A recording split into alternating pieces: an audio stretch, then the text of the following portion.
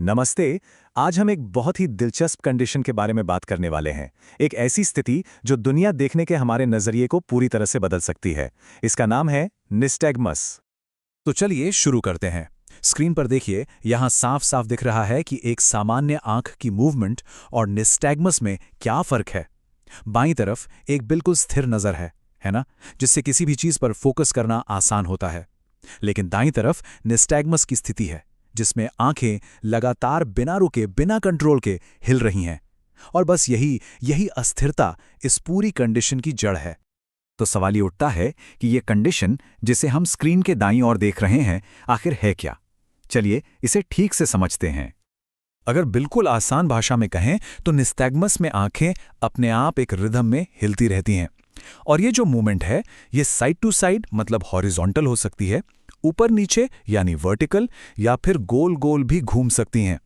अक्सर ये इस बात का संकेत होता है कि हमारे ब्रेन या इनर ईयर में, मतलब जो सिस्टम हमारे बैलेंस और विजन को कंट्रोल करता है, उसमें कहीं कोई गड़बड़ है।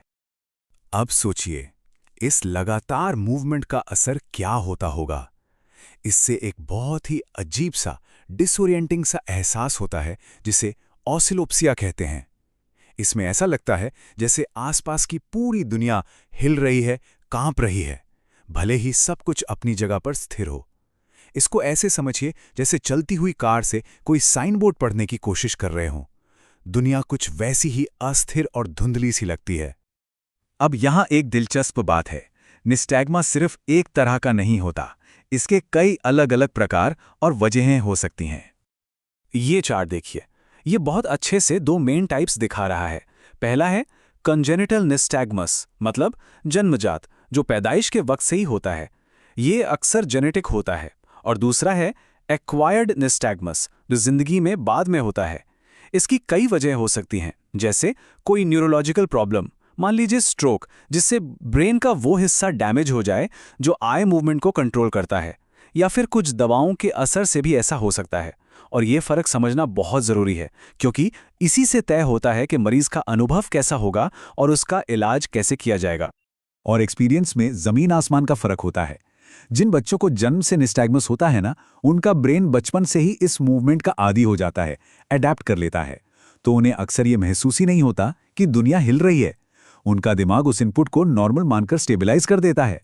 लेकिन जिन लोगों को ये कंडीशन बाद में होती है, उनका ब्रेन इस नई अस्थिर मूवमेंट के साथ तालमेल नहीं बिठा पाता, और इसीलिए उन्हें अक्सर ऑसिलोप्सिया का अनुभव होता है।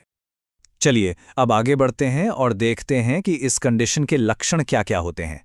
मतलब जिससे ये है उसे कैसा महसूस होता है और बाहर से देखने वाले को क्या नजर आता है।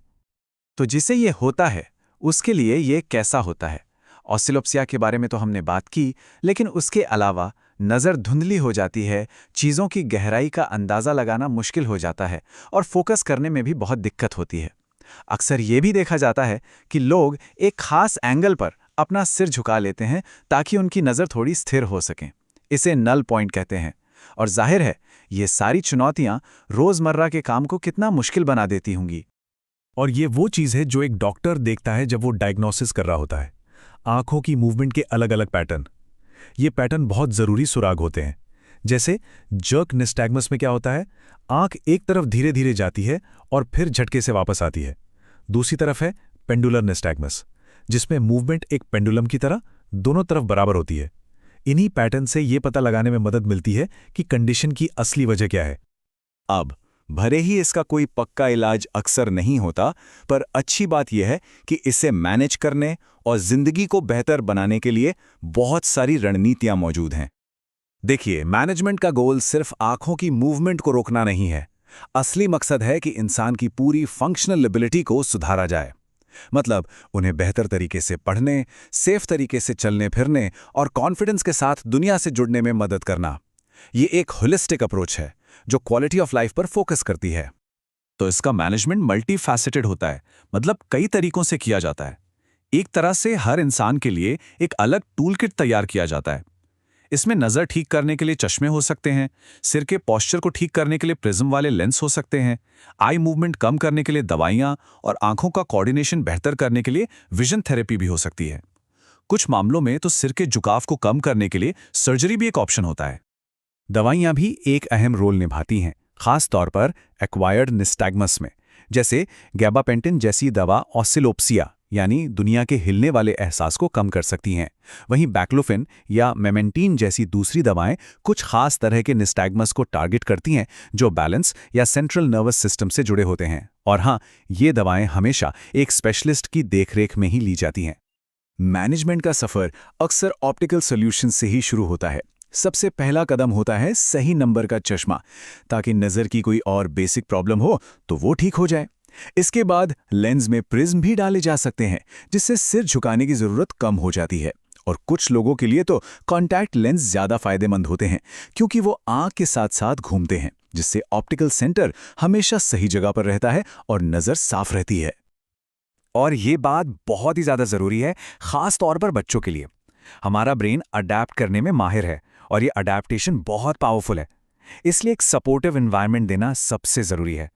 ये समझना कि बच्चा दुनिया को कैसे देख रहा है, उसे डांटने या टोकने से कई ज़्यादा मददगार होता है। तो आखिर में निस्टैग्मस हमें एक बहुत ही गहरे सवाल के साथ छोड़ जाता है। ये हमें परसेप्शन यानी हम दुनिया को कैसे समझते हैं उसके बारे में क्या बताता है। ये कंडीशन उस लगातार अदृश्य काम को सामने लाती है जो हमारा दिमाग एक स्थिर दुनिया बनाने के लिए हर पल करता रहता है। ये हमारी आंखों, हमारे दिमाग और हमारी अपनी हकीकत के बीच के उस कॉम्प्लेक्स डांस की याद दिलाता है ना।